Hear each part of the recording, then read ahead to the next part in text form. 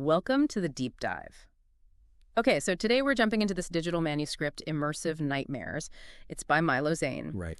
And our plan is really to get a feel for the main story, specifically how the main character, Ava, experiences this immersive VR reading tech. Yeah, it's quite a premise, not just reading, but actually being inside the story world through VR. Exactly. And it's important to remember, this is fiction. The manuscript says so. Up front, copyright Milo Zane, purely imaginative. Good point. Characters, events, all made up even if they feel resonant.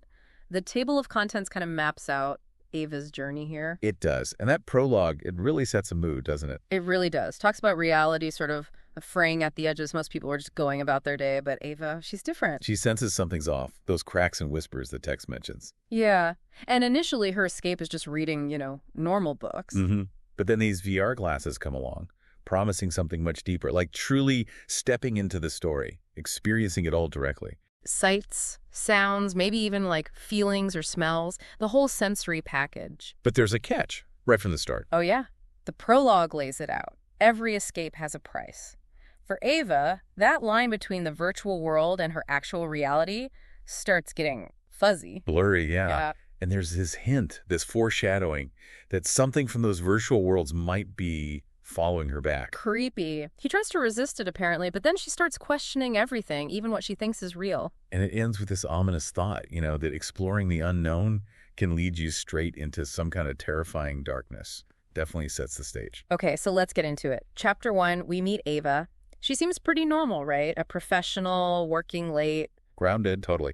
Then chapter 2, she gets the VR glasses. The big purchase that kicks everything off. And that first experience in the romance novel, it sounds amazing. Suddenly she's in a Parisian cafe. Yeah, the smell of coffee, the sounds of the street, maybe even feeling the chair she's sitting on.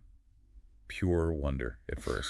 But it doesn't stay perfect for long. Chapter 3, her cat, Buddy, gets involved. Right, damages the glasses, which you'd think would be the obvious problem. Except in Chapter 4, she runs the diagnostics. And they say, no internal damage, everything's fine, supposedly. But right after that, using them again in this, virtual coastal village, she sees the first little glitches, a flicker, a weird ripple. Subtle stuff. Yeah. Makes you wonder, can diagnostics even catch problems in a simulated reality?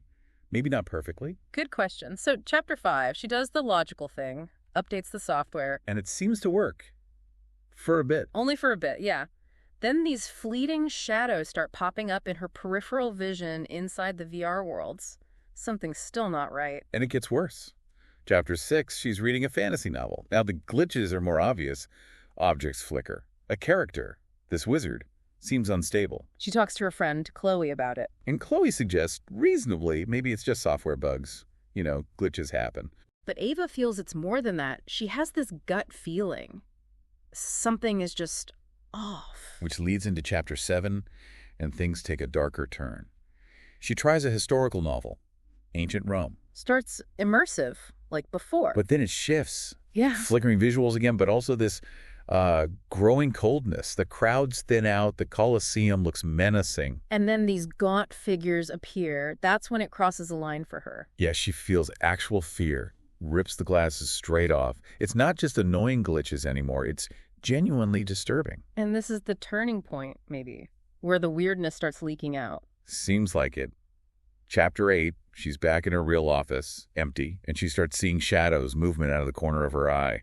Real world unease now. So she tries to fix the tech site again. Chapter 9, takes a day off, goes to the store, explains the issue. And gets a replacement pair of glasses. Right. But does it help? The tech says that underlying feeling, that wrongness, it just sticks with her. Chapter 10 gives her a little break, an office party, some normalcy.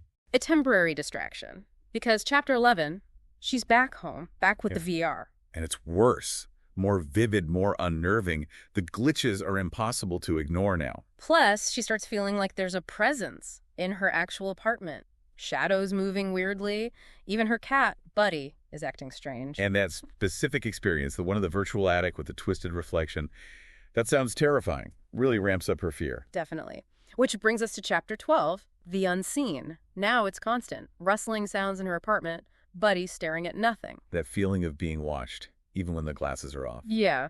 It's clear that for Ava, The line between the virtual experiences and her reality isn't just blurred anymore. It feels like it's almost gone. So that's the core conflict, right? Yeah. This descent from wonder into, well, into nightmare with this bleed-through effect. And the big question hanging over everything is this just really, really bad tech? Advanced glitches? Or did something actually cross over from those story worlds? That sense of dread just builds and builds. It really feels like that terrifying darkness mentioned way back in the prologue isn't just a metaphor anymore. It's manifesting. Yeah, the manuscript leaves us right there with that unresolved tension. Is Ava just losing her grip, or is she genuinely being haunted by the tech? Which kind of leaves us, and you listening, with something to think about, doesn't it? It does. How immersive can these simulations get before they start messing with our perception of what's real?